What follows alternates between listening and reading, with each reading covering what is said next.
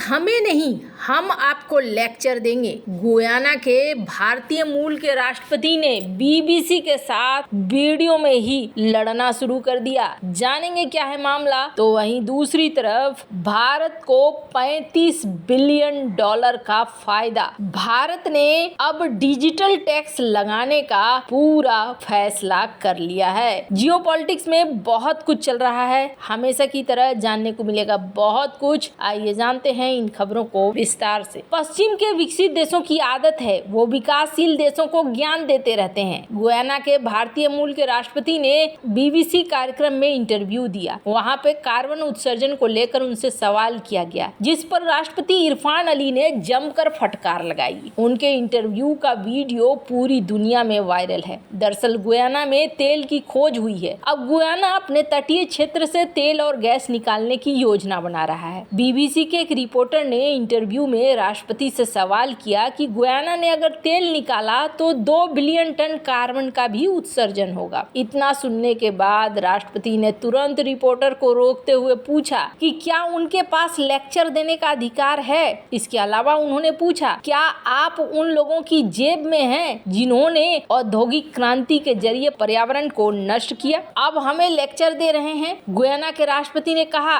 मैं आपको रोकता हूं, क्या आप जानते हैं गुयाना के पास एक वन क्षेत्र है जो इंग्लैंड और स्कॉटलैंड के संयुक्त आकार का है। एक जंगल है जो 19.5 गीगाटन कार्बन स्टोर करता है। वो जंगल जिसे हमने जिंदा रखा है। जंगल की बात सुन रिपोर्टर ने फिर सवाल किया, क्या इससे गुयाना को ये सारा कार्बन छोड़ने का अधिकार मिल जाता है। इस पर राष्ट्रपति ने बात खत्म होने का इंतजार किए बिना कहा कि क्या इससे आपको हमें जलवायु परिवर्तन पर लेक्चर देने का अधिकार मिल जाता है। मैं आपको जलवायु परिवर्तन पर लेक्चर दूंगा क्योंकि हमने इस जंगल को बचाए रखा है जो 19.5 गीगाटन कार्बन स्टोर करता है। इसका आप और दुनिया आनंद लेते हैं। उन्होंने इस बात का भी जिक्र किया कि गुयाना में जंगलों की कटाई दुनिया में सबसे कम है। उन्होंने कहा कि पेट्रोलियम की सबसे बड़ी खोज के बावजूद गुयाना कार्बन उत्सर्जन मामले में नेट जीरो देश रहेगा। राष्ट्रपति ने कहा कि दुनिया हमें हमारे जंगल के लिए भुगतान नहीं कर रही है। उन्होंने तीखे अंदाज में पूछा, पिछले 50 वर्षों में दुनिया ने अपने 65% बायोडायवर्सिटी खो दी है। हमने अपनी जैव विविधता बरकरार रखी है। क्या आप इसका मूल्यांकन कर रहे हैं? क्या आप इसका भुगतान करने को तैयार हैं? विकसित दुनिया इसका भुगतान कब करेगी? क्या आप उन लोगों की जेब में हैं जिन्होंने पर्यावरण को नुकसान पहुंचाया? क्या आप उन लोगों की जेब में हैं जिन्होंने औद्योगिक क्रांति के जरिए पर्यावरण को नष्ट कर दिया और अब हमें लेक्चर दे रहे हैं? उन्होंने कहा कि जब विकासशील देश अपने तेल और गैस भंडार खोजते हैं तो विकसित दुनिया की एक हिपोक्रेसी देखने को मिलती है। अब उनका ये वीडियो दुनिया भर में शेयर हो रहा है और लोग उनकी तारीफ कर रहे हैं। एक इंटरव्यू में इरफान अली ने खुलासा किया था कि उनके परदादा के पिता भारत से गए थे। उनका जन्म एक इंडो गुयाना मुस्लिम परिवार में हुआ था। अब यहाँ पर मैं वो वीडियो तो नहीं दिखा सकती हूँ, लेकिन वो वीडियो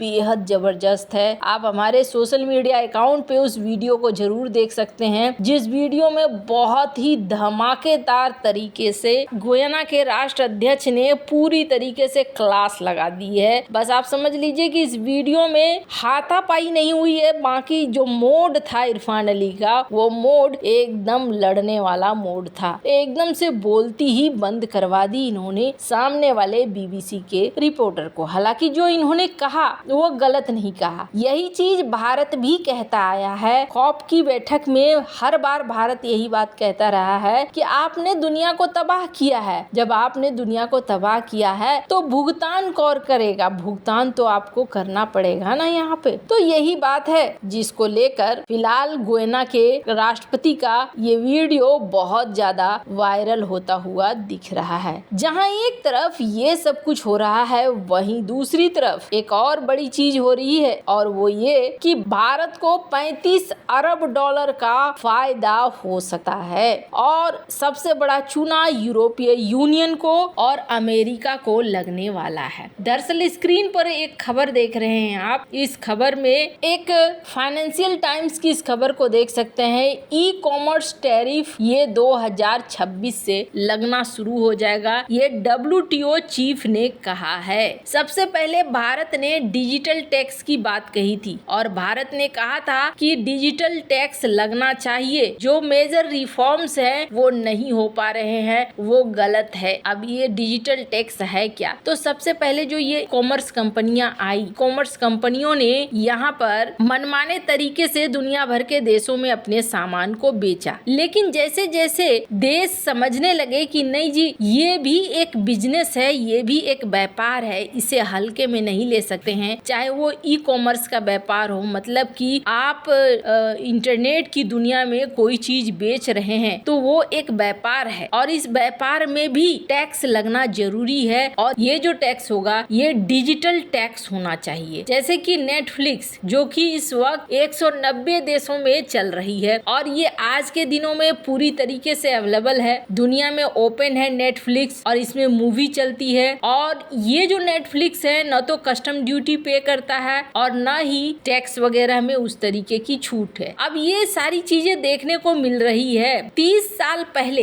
गवर्नमेंट ने एक पैक्ट लाया था और कहा था कि ये जो इलेक्ट्रॉनिक ट्रांसमिशन हो रहा है जिससे कहते हैं ई कॉमर्स मोराटोरियम, इसे लाया गया। और जब इसे लाया गया तो इन्होंने कहा कि ठीक है, इसके लिए अभी कोई कस्टम ड्यूटी नहीं लगेगी, चाहे ये दुनिया के किसी भी क्षेत्र में चल रहे हो। पर अब धीरे धीरे समय बदल गया। 30 साल और आज के समय में बहुत अंतर है। ये बहुत अंतर के साथ ये भी देखने को मिल रहा है कि डिजिटल तौर पर दुनिया बदल रही है, मुनाफा भी कमाया जा रहा है। और इन चीजों को देखते हुए भारत ने कहा कि नहीं जी, अब इस सिद्धांत को तोड़ देना चाहिए। ये जो हमने 30 साल पहले इसे बनाया था, अब ऐसा नहीं होना चाहिए। अब डिजिटल टैरिफ भी लगना चाहिए। अगर ऐसे प्लेटफॉर्म पैसे कमा रहे हैं, किसी दूसरे देश में जाकर भी पैसे कमा रहे हैं, तो इनका प्रॉफिट उस देश को भी मिलना चाहिए। पिछली बार भी अबू धाबी की बैठक में भारत ने इस बात को उठाया था, लेकिन इस बात को उठाने का कोई खास फायदा नहीं हुआ क्योंकि यहाँ रिफॉर्म में ये चीजें नहीं आई। लेकिन जब मामला बहुत ज्यादा बढ़ने लगा, कई सारे देश भी अब यहाँ पर इस मामले को उठाने लगे, तो फिर